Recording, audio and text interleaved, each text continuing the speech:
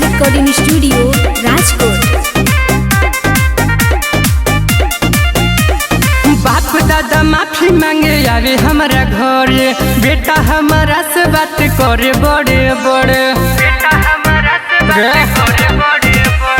बाप दादा माफी मांगे आवे हमारा घर, बेटा हमारा से बात करे बड़े बड़े।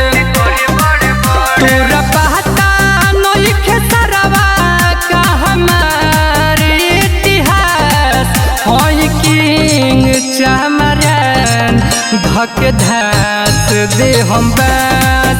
होई किंग चमरन धक धास दे हम बस। खाल खिंचा जाए बेटा।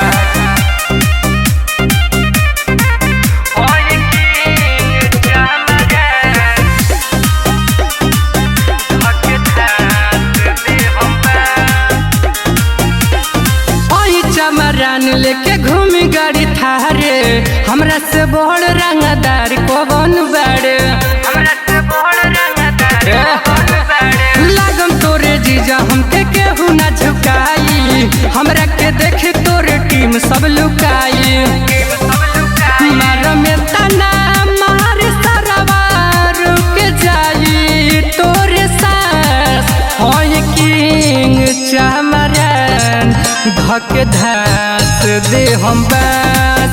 होई किंग चमरन धक धास दे हम बस। बुझल है?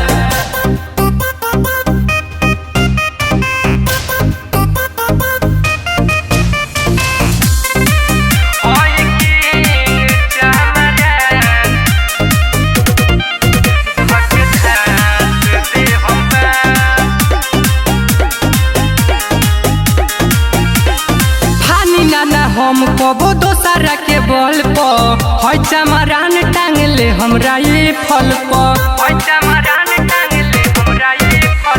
कमलेश्वर राजा सुन शैलेश बिहारी, राव मंजित कबो छुट्टी नहीं यारी।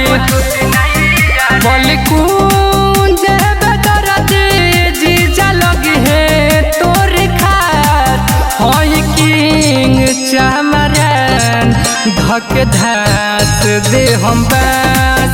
होई किंग चमरन धक धास दे हम बस।